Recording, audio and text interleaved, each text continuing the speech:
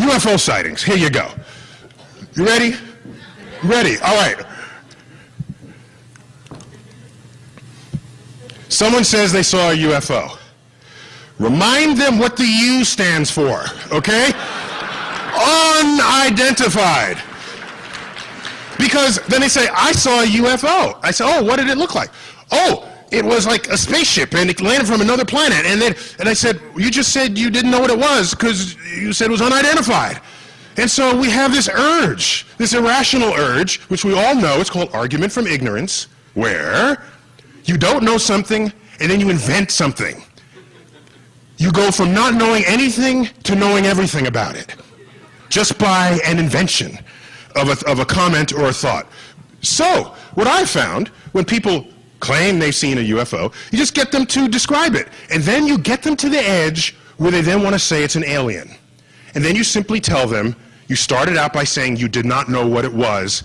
End of conversation. You have no evidence to say that you know what it is. Now, here's where it gets interesting.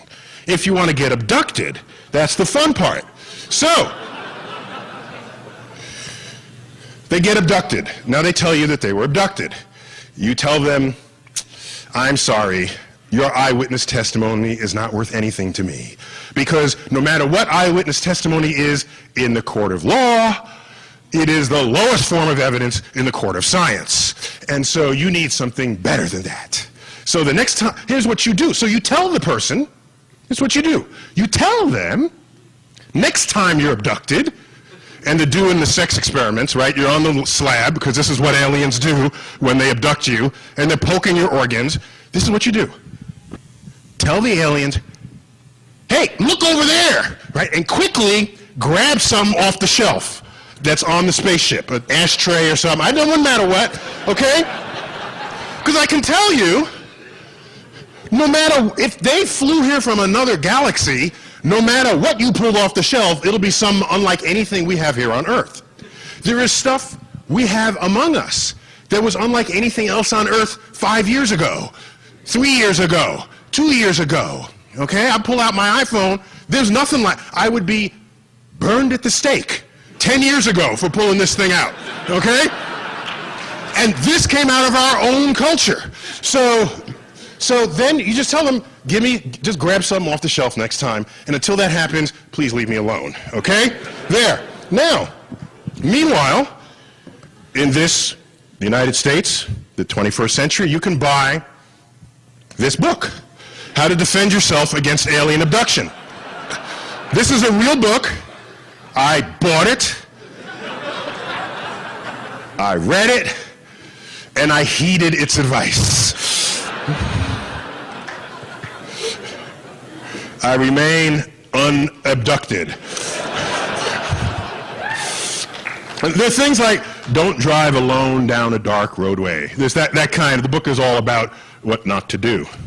Actually, I think it would be kind of cool to be abducted by aliens, right? I mean, who in here would not want to? You all want to meet the aliens, right? If they're out there, of course. We're not anti-alien. We're just anti your account of the alien. That's all. Now, what pisses me off, inept aliens, okay? Here, you ready? So, here are aliens from another planet, another galaxy. They traverse interstellar space in their spacecraft. Trillions of miles.